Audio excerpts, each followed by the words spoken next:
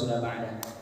Allahumma fassalli wa sallim wa barik ala hadzal nabiyil karim wa ala alihi wa ashabihi wa man sanna bi sunnatihi ila yaumiddin. Allahumma lakal hamdu bil iman, Allahumma lakal hamdu bil islam, Allahumma lakal hamdu bil Qur'an. Subhanaka la ilma lana illa ma 'allamtana innaka antal alimul hakim. Qala Allah Ta'ala fi kitabihil karim, ya ayyuhalladzina amanu taqullaha haqqa tuqatih wa la tamutunna illa wa antum muslimun. Apa kabar Bapak-bapak, Ibu-ibu, sehat semua? Sakunya juga sehat ya, insyaallah. Alhamdulillah. Alhamdulillahirabbil alamin. Kita senantiasa mengucapkan kalimat ini baik dalam keadaan senang ataupun susah. Ya. Karena dalam pandangan manusia senang susah itu sebetulnya hanya sudut pandang. Ya. Sakit, bagi yang sakit itu susah. Tapi boleh jadi bagi dokter itu mendatangkan apa? Berkah. Yang penting dokter jangan ngedoain mudah-mudahan. Atau orang tua dulu ngarep banget ada orang yang meninggal karena dapat bingkisan. Aduh, udah lama nggak ada makan daging. Nah itu jangan. Makanya kita diajarkan dalam Islam ini selalu mengucapkan alhamdulillahirabbil alamin. Baik dalam keadaan kita diberikan nikmat ataupun diberikan musibah, karena semuanya ini adalah ujian dari Allah Subhanahu wa taala. Shalawat dan salam kita sampaikan kepada Rasulullah sallallahu alaihi wasallam. Mudah-mudahan kita istiqomah mengikuti sunnah-sunnah beliau sampai diwafatkan oleh Allah Subhanahu wa taala. Amin ya rabbal alamin. Bapak Ibu yang dirahmati Allah Subhanahu wa taala, di antara sahabat-sahabat Rasulullah sallallahu alaihi wasallam yang jumlahnya banyak, setiap orang di antara para sahabat ini memiliki keutamaan masing-masing. Ya. Dalam kitab para ulama disebutnya dengan manqabah. Jamaknya manaqib. Di beberapa daerah masih ada manaqib fulan, menyebutkan ini dia selama hidup dulu amalannya apa, kelebihannya apa. Nah, makanya masih ada di beberapa daerah disebutnya apa? Manaqiban. Itu dari bahasa Arab tuh. Ya, fulan bin fulan lahirnya sekian, amalnya apa? Dia punya pesantren, lembaga pendidikan dan sebagainya. Nah, ini para ulama termasuk dalam kitab-kitab hadis disebutkan tentang keutamaan-keutamaan para sahabat, dan di antara sahabat yang memiliki keutamaan yang tidak dimiliki oleh orang lain ada seorang sahabat namanya Hanzalah. Nah, siapa namanya? Hanzalah. Ini nama laki-laki ya. Nanti kalau yang bingung punya anak ya, masih belum nyatet, ini banyak tuh yang ngasih nama anak kadang-kadang ngasal aja. Nah, lebih baik nih ambil nama-nama sahabat. Insya Allah mereka baik semua ya. Karena apa? Setiap kali sahabat ada yang namanya kurang baik dikoreksi oleh Rasulullah SAW, suruh diganti. Ya. Hanzalah. Ya. Apa kelebihan Hanzalah? Hanzalah ini termasuk di antara sahabat Rasulullah SAW yang dia keutamaannya yang tidak dimiliki sahabat yang lain, digelari dengan Ghuslul Malaikah. Sahabat yang ketika meninggal yang memandikannya bukan petugas dari Kamboja, tapi langsung dimandikan oleh para malaikat. Ya. Makanya ini lihat, semakin tinggi levelnya itu yang memandikan lain. Sama dengan masjid, rata-rata yang mau meresmikan tanda tangan itu ketua RT apa gubernur kalau bisa. Kalau bisa bahkan presiden tuh. Ya kan? Kenapa? Semakin yang nanda tangannya, oh masjid ini diresmikan oleh Bapak Fulan. Ini bayangkan Bapak Ibu yang dirahmati Allah Subhanahu wa taala, ada seorang sahabat yang saking mulianya sampai ketika wafat pun yang memandikan langsung memandikannya siapa? Malaikat. Berarti kira-kira ini orang sembarangan apa enggak sembarangan? Nah, ini bukan orang sembarangan, ya. Sahabat jumlahnya banyak, yang beriman kepada Rasulullah SAW sampai ribuan, tapi yang sampai kabarnya kepada kita yang dimandikan oleh malaikat hanya siapa? Hanzalah. Ya, nanti ada beberapa sahabat yang lain yang ketika meninggal, dia memiliki keutamaan-keutamaan tersendiri. Nah, ternyata siapa ini Hanzalah? Bapak Ibu yang dirahmati Allah Subhanahu wa taala, Hanzalah ini adalah seorang sahabat Rasulullah Shallallahu alaihi wasallam yang berasal dari suku Aus. Nah, bukan Aus minum ya. Nah, di kota Madinah ada dua suku yang paling terkenal, Aus dengan Khazraj. Nah, ini Hanzalah ini dari suku Aus. Makanya gelarnya disebutnya Hanzalah al-Ansari al-Ausi. Hanzalah asli orang Madinah, ya, Ansor dari kalangan Ansor, dan sukunya dari suku apa? Aus. Dan Hanzalah ini ternyata Bapak Ibu yang dirahmati Allah Subhanahu wa taala, sampai-sampai ketika meninggal dimandikan oleh malaikat karena memang perjuangan hidupnya berat. Ya. Makanya kalau ada yang ingin ringan-ringan, enteng-enteng, sampai dulu para sahabat itu ketika disiksa turun ayat.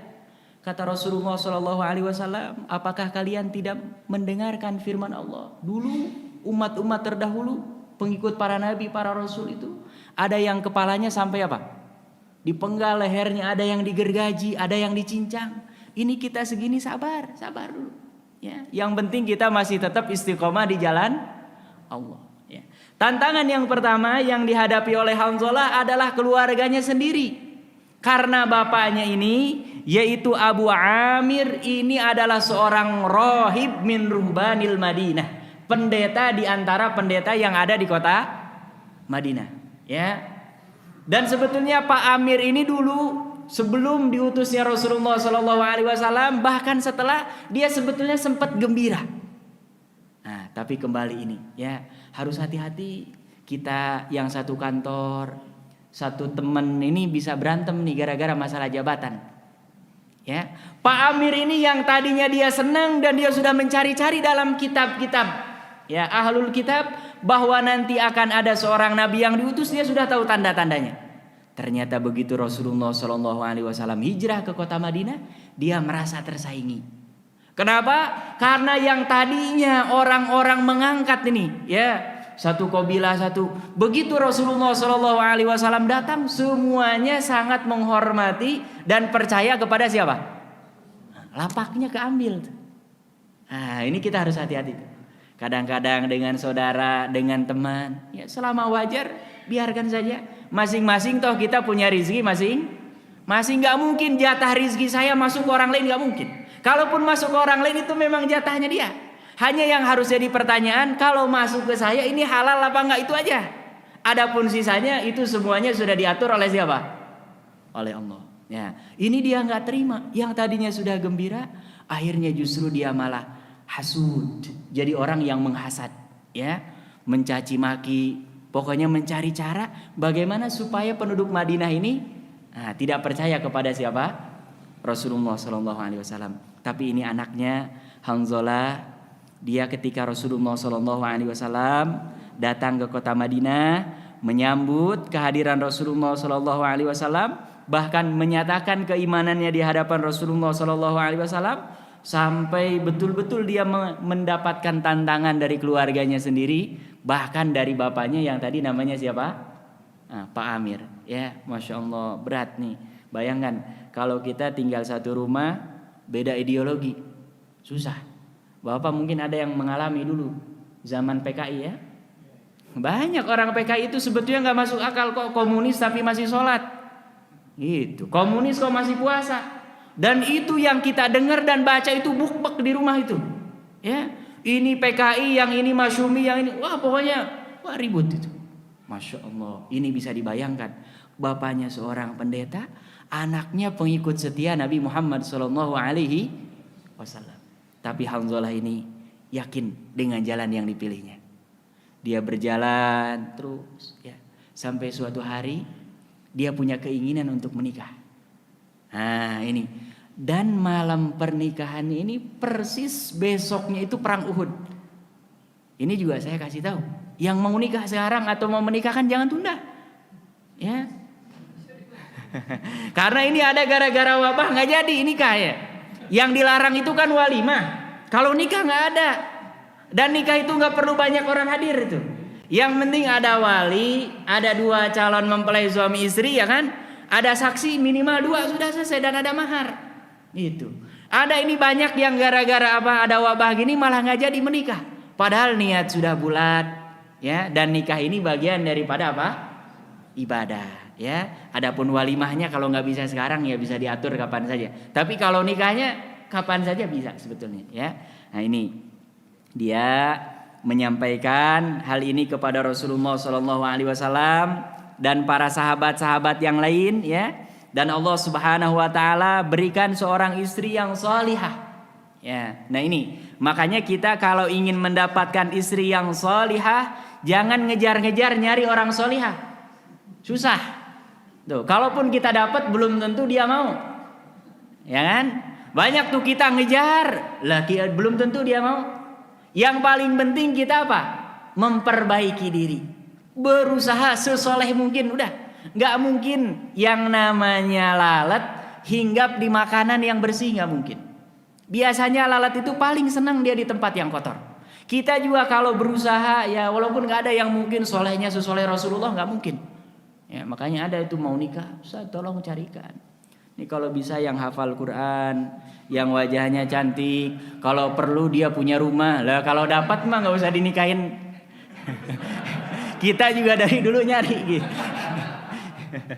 Ini kadang-kadang ada dan nggak mungkin itu ya, namanya hidup tidak ada yang sempurna ya, akhirnya dicarikan. Dan ini Masya Allah, Allah Subhanahu wa taala mengatakan di dalam Al-Quran, ini harus selalu diingat ini ya, kalau Hanzalah ini konteksnya dia berjihad, berperang, harus pergi ke medan perang. Kalau kita ini yang sehari-hari ini kayak waktu sholat harus menunaikan kewajiban, yang lain minggir semua.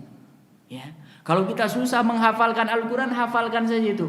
Walal akhiratu khairul laka minal ula. Yang terakhir itu pasti lebih baik daripada yang awal-awal. Ya, ini kan dunia ini pertengahan ya. Sebelumnya kita di alam yang tidak tahu ghaib, kemudian lahir ke alam dunia, nanti ke alam barzakh, nanti yang paling terakhir disebutnya alam apa? Akan lebih baik tuh. Ya, di dunia paling 70, 80. Di alam kubur tuh tanya orang tua kita yang sudah meninggal udah berapa ratus tahun. Apalagi nanti di alam apa? Akhirat. Khalidina fiha abada. Hanzalah ini ketika dia menikah dan nikahnya ikhlas karena Allah Subhanahu wa taala, dan dia terus-terus ya mengulang-ulang firman Allah Subhanahu wa taala, bahkan ketika dia mendapati ayahnya yang seperti itu, dia baca surah Al-Mujadilah ayat yang ke-22, la tajidu qauman yu'minuna billahi wal yaumil akhir. Wahai Muhammad, kata Allah, tidak akan mendapatkan suatu kaum yang beriman kepada Allah Subhanahu wa taala dan hari akhir, yuwaduna man hadallaha wa rasulah. Mereka apa? Saling berkasih sayang dengan orang-orang yang menentang Allah dan Rasulnya. Nah ini dibaca terus ya oleh siapa? Oleh Hanzalah. Nah makanya ketika dia mendapati ayahnya seperti itu, nah dia sudah jalan masing-masing.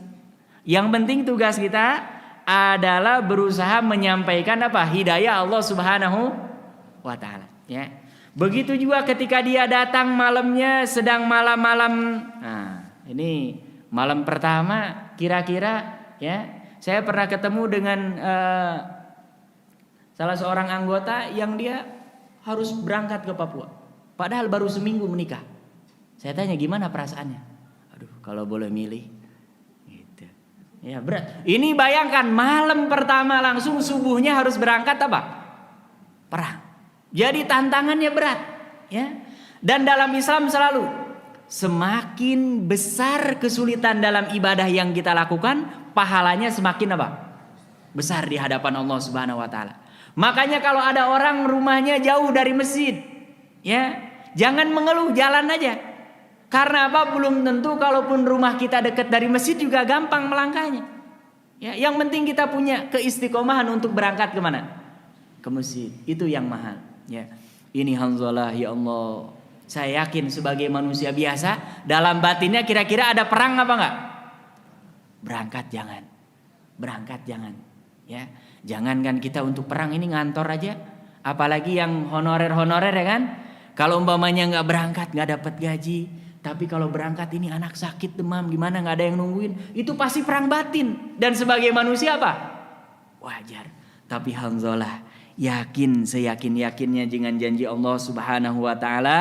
Karena Allah Subhanahu wa taala di surah Asy-Syu'ara ayat yang ke-47 berfirman, "Istajibu li rabbikum min qabli ayyatiya yaumul la maradda lahu minallah."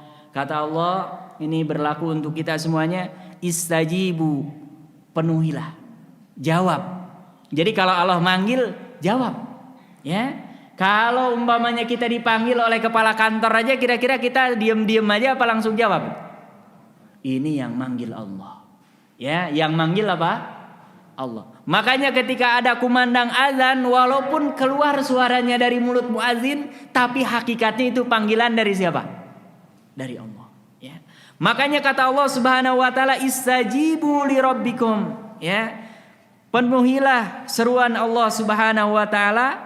Min qabli ayyatiya yaumul la maraddalah, sebelum datang dari Allah suatu hari yang tidak dapat ditolak. Maksudnya yang paling dekat hari kematian.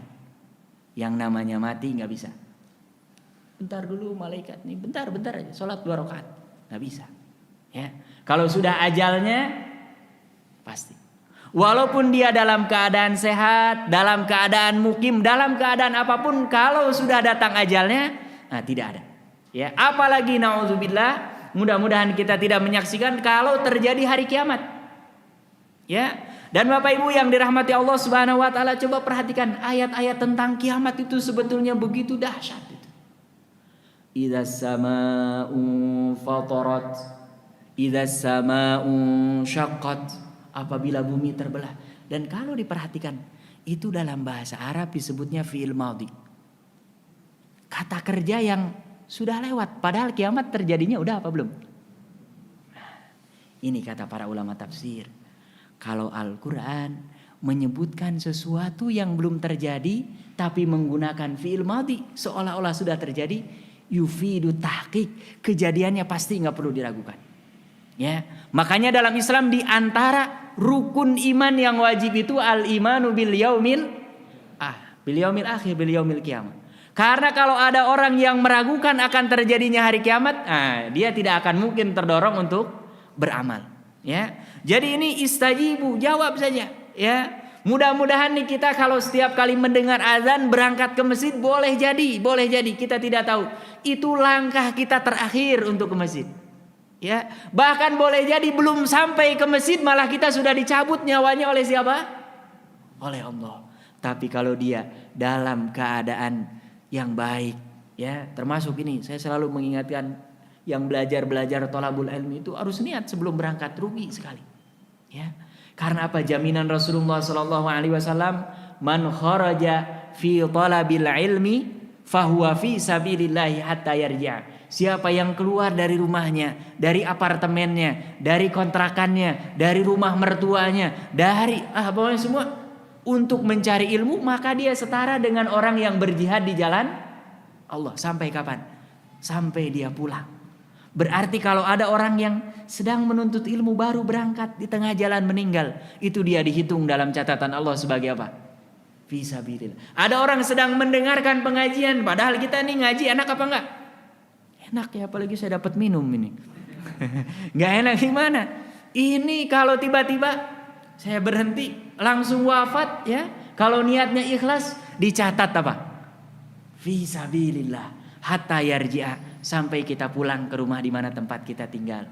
Ya Allah, makanya ini pahalanya luar biasa. Nah ini Hanzalah menikah malamnya, dan ini kalau sudah nikah memang perlu kerjasama yang baik antara suami dengan istri. Yang agak berat, kadang-kadang istrinya mantap, suaminya setengah-setengah. Atau istrinya setengah-setengah, suaminya sudah mantap. Ini berat. Makanya ibadah yang paling berat dalam Islam tapi pahalanya besar adalah apa? Pernikahan. Ya, berat sekali. Ya, yang namanya piring dengan sendok ada aja. Suaranya teng teng. Orang kita rahimnya beda lahirnya. Ya kan? Kadang-kadang juga pendapatnya apa? Beda, dan kalau kita tidak bisa mengatur, kadang-kadang retaknya rumah tangga itu gara-gara masalah apa?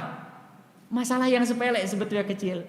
Yang paling banyak salah komunikasi, tidak memahami gaya bicara lawan pasangan, itu banyak. Ini Masya Allah ya, Hanzalah selain pribadinya yang kuat, dia bisa meyakinkan pasangannya, istrinya. Begitu selesai sholat subuh ya, ada munadi ya. Jadi dulu para sahabat kalau ada panggilan jihad itu ada yang manggil. Kalau sekarang mungkin kita pakai speaker ya, dipanggil semua keluar. Dan hampir semua peperangan Rasulullah SAW itu berangkatnya habis sholat subuh ya. Maka ini saya termasuk yang mengingatkan, mudah-mudahan kita tidak terbiasa dengan tidur habis sholat subuh. Walaupun tidak sampai haram, tapi jangan biasakan. Dan termasuk di antara kita yang pegawai, pebisnis harus malu dengan saudara-saudara kita yang mereka tidak beriman, tapi mereka punya prinsip apa? Berangkat sebelum matahari terbit, pulang setelah matahari terbenam. Makanya mereka kaya-kaya. Kalau kita ya sudah dapat untuk makan pulang, ya segini juga sudah alhamdulillah gitu. Makanya kita nggak kaya. Kalau mereka pantang pulang sebelum menang itu, ya. Makanya mereka nggak boleh payung mereka itu kena sinar matahari, itu haram bagi mereka. Ya makanya pantaslah sunnatullah, orang yang bersungguh-sungguh baik muslim kafir untuk urusan dunia Allah kasih semua. Gitu. Nah ini banyak, bahkan bapak ini di masjid ada yang ngomel-ngomel, ini gimana ini orang muslim habis sholat dari masjid malah pada tidur semua. Nah mudah-mudahan di Al-Mutakin enggak ya. Nah ini di sono nih ya, di sono, di sini insya Allah enggak ya. Nah, enggak jauh beda. Enggak, canda ini bapak. Ya ini mudah-mudahan kita biasakan, karena selalu kalau baca sirah itu Rasulullah melepas pasukan perang itu rata-rata habis sholat subuh. Ya diumumkan. Saya wallahu ta'ala masih ada yang secara nalar kita kontradiktif.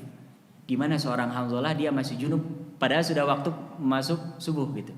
Ya, nah ini nanti yang harus dicari link-linknya. Tapi kita mengatakan bahwa ini adalah sahabat yang mulia, bahkan tidak mungkin ya kan dia sampai dimandikan. Bisa kemungkinan dia sudah sholat subuh kemudian baru berhubungan suami istri, mungkin gitu ya.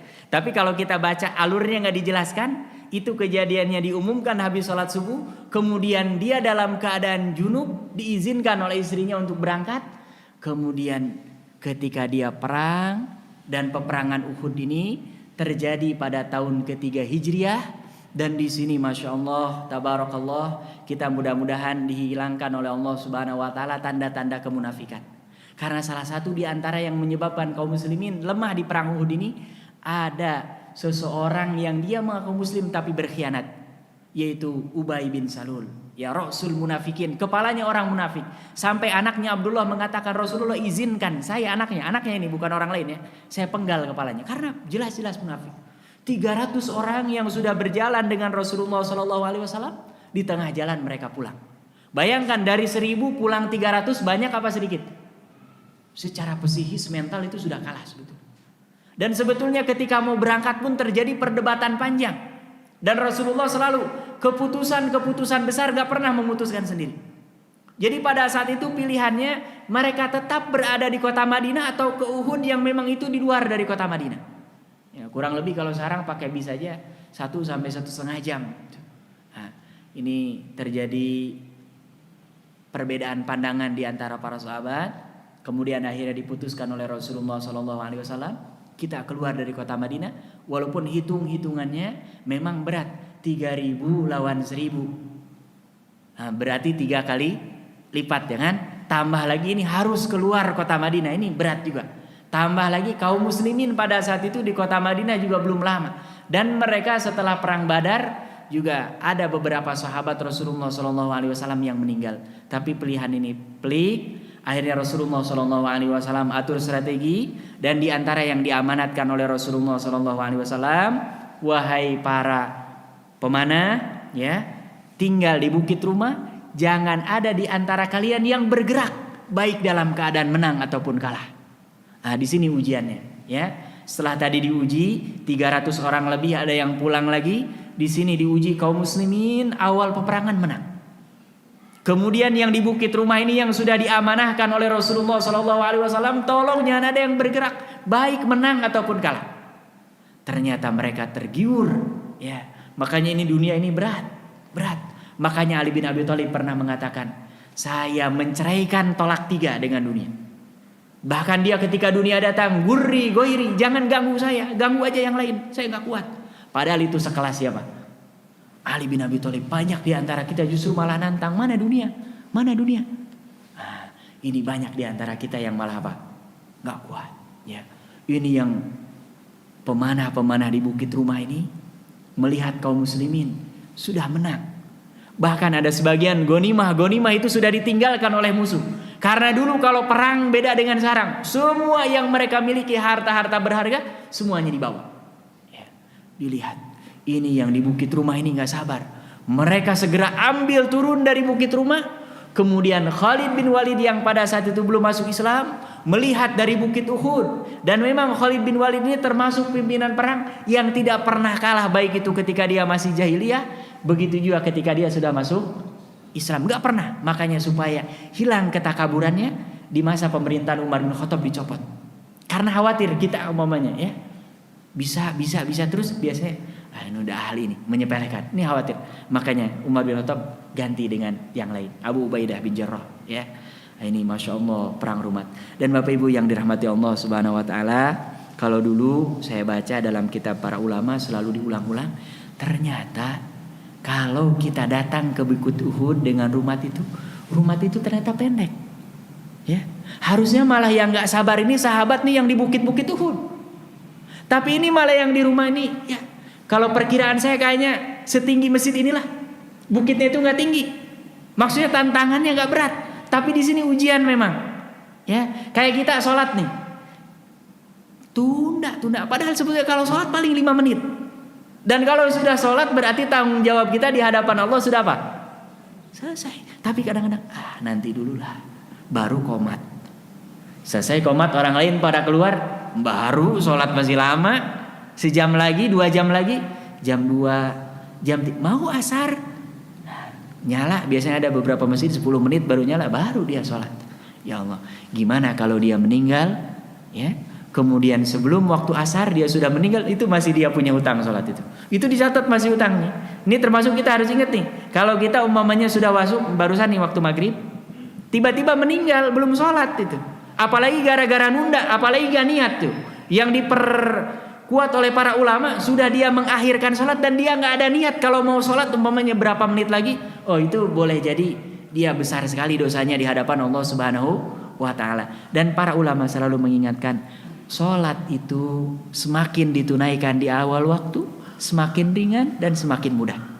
Tapi semakin di akhir-akhir, pertama kualitasnya sudah pasti itu, gak mungkin. Orang yang sholatnya di awal waktu kualitasnya insya Allah ya akan lebih baik daripada orang yang menunda-nunda sholat. Ya, tunaikan.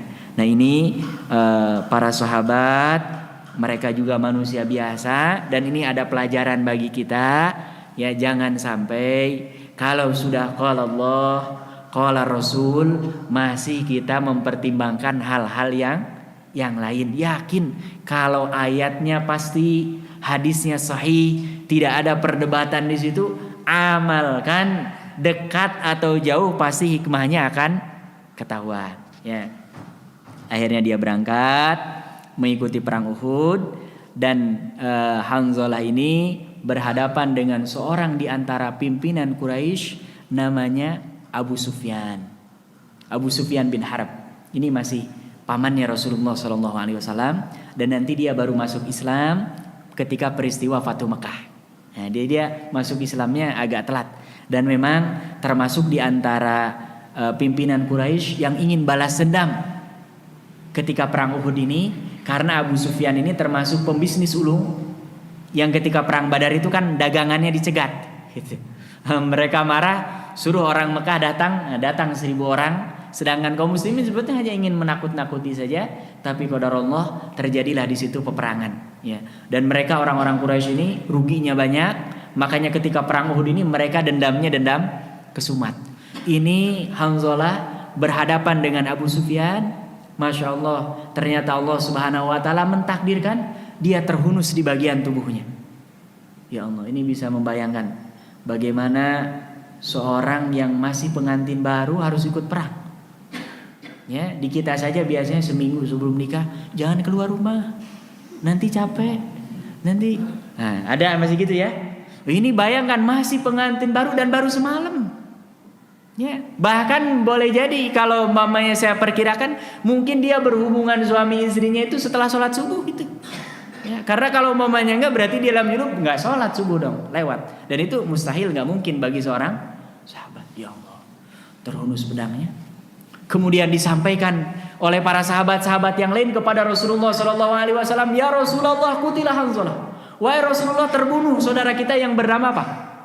Apa kata Rasulullah? Rasulullah dapat wahyu. Innahu tughassaluhul malaikah. Ya, saksikanlah oleh kalian wahai para sahabat, sebetulnya sahabat kalian ini dimandikan oleh para malaikat. Ya. Dan ada seorang sahabat yang menyaksikan ketika mendekati jenazahnya ini Hanzalah, itu di bagian pelipisnya itu ada percikan air. Padahal kata para periwayat itu tidak ada di sekitar itu ada air. Nah, ini salah satu bukti ini, ya. Karena yang memandikannya malaikat bisa dilihat apa enggak? Enggak, ya kan? Ini hanya khabar, berita. Dan berita itu akan benar atau tidak, salah satunya dilihat siapa yang menyampaikan. Ini yang menyampaikan Rasulullah sallallahu alaihi wasallam. Ya Allah. Makanya ketika Rasulullah sallallahu alaihi wasallam menyampaikan innahu tughassiluhul malaikah, sesungguhnya dia ini dimandikan oleh malaikat, dan pada saat itu kaum muslimin sedang bersedih karena jumlah yang terbunuh di antara syuhada Uhud ini. Makanya sampai sekarang kita termasuk ada ziarah ya ke makam syuhada Uhud, itu sampai dijaga oleh pemerintahan Arab Saudi sekarang, itu dipagar gitu. Ini supaya menjadi bukti bahwa mereka memiliki apa? Keutamaan di hadapan Allah Subhanahu wa Ta'ala. Umumnya sahabat yang meninggal, kalau meninggalnya di kota Madinah, mereka dimakamkan di Baqi. Tapi kalau mereka meninggal di kota Mekah, umumnya dimakamkan di Ma'la. Tapi ini ada khusus pemakaman di bawah bukit Uhud, dan ini tidak mungkin Rasulullah SAW melakukan ini kalau bukan petunjuk dari Allah Subhanahu wa Ta'ala. Di situ sampai sekarang ditulis nama-namanya, tapi memang nggak boleh masuk. Ya, jadi kita hanya bisa lihat dari pagar situ, ini namanya fulan, dan kuburan di sana memang nggak ada yang tinggi batu dan nggak ada namanya. Jadi kalau kita ada keluarga yang meninggal di sana, dikuburkan di Baqi umpamanya, harus tahu persis di mana letaknya. Nggak boleh dikasih nama, nggak ada. Kita harus di mana persis. Dan boleh jadi kalau memang sudah lama itu numpuknya bisa berapa kali. Jadi di makam Baqi dengan Ma'la itu sudah kayak apartemen. Jenazah itu sudah miring gini. Oh, tumpukannya berapa? Karena memang itu kuburan dari masa Rasulullah Shallallahu Alaihi Wasallam. Ya. Nah, ini akhirnya Rasulullah Shallallahu Alaihi Wasallam setelah menyampaikan itu, kemudian didoakan oleh Rasulullah Shallallahu Alaihi Wasallam, kemudian disampaikan kepada istrinya. Inilah salah satu di antara ciri istri yang salihah. Karena yakin suaminya ini dia meninggal di jalan Allah Subhanahu wa Ta'ala, kira-kira sedih apa enggak? Sedih. Tapi dia lebih yakin dengan janji Allah Subhanahu wa Ta'ala bahwa nanti akan dipertemukan lagi dengan suaminya dengan pertemuan yang jauh lebih panjang, yaitu apa? Di negeri akhirat. Ya, makanya dia ikhlaskan. Bahkan dalam sebuah riwayat disebutkan istrinya ini selesai dia berjunub, ya, melakukan hubungan suami istri, meminta kepada beberapa orang keluarganya di situ supaya menjadi saksi bahwa dia sudah melakukan hubungan suami istri. Karena ini nanti juga ada kaitannya dengan masa iddah. Jadi seorang perempuan tidak boleh menikah, pamannya suaminya meninggal atau nauzubillah ya, dicerai dan lain sebagainya. Ada yang disebut dengan apa? Iddah, harus nunggu dulu. Nah, ini mereka supaya tahu, karena ini baru ya nikahnya tadi malam, ya kan? Baru malam pertama, khawatir ada sebagian orang yang mengira bahwa dia belum disentuh. Karena kalau perempuan walaupun sudah nikah, kalau belum disentuh sama sekali, belum berjima, maka dia tidak ada iddahnya. Ya, misalkan ada orang menikah, nauzubillah ini, baru malam pertama belum sempat disentuh udah meninggal. Nah, yang seperti ini dia tidak ada iddahnya karena belum disentuh oleh suaminya yang sah. Dia boleh langsung menikah lagi. Walaupun tidak mungkin ya, perempuan beda dengan laki-laki. Kalau laki-laki sehari hari itu ninggal kawin lagi juga ada. Perempuan nggak bisa itu. Ya ada betul kalau laki. Ya, kalau perempuan nggak bisa, dia pasti ingat, nangis lagi. Kalau suami ya nangisnya paling sekali, ya kan? Memang beda penciptaannya dari sananya oleh Allah Subhanahu wa Ta'ala. Makanya ada sunnah termasuk ini, perempuan ada masa apa? Iddah. Ya, jadi kalau ada yang tertarik untuk menikah lagi harus menunggu sampai betul-betul selesai. Dan tidak boleh kalaupun melamar dalam Islam secara terbuka langsung. Ya, kalaupun kita tertarik, ada misalkan janda yang mau kita nikah gara-gara meninggal, nggak boleh sorihah langsung. Saya mau menikahi, nggak boleh langsung. Tapi kalau pakai bahasa-bahasa, umpamanya ini ada kembang depan rumah nih bagus kayaknya. Nah itu para ulama mengatakan boleh, ya, karena itu sebutnya talmih. Nah, hanya memberikan isyarat-isyarat, tapi langsung nggak boleh sampai selesai nanti masa apa? Masa iddah. Dan iddah itu adalah masa berkabung, ya, masa berkabung. Makanya ini masya Allah.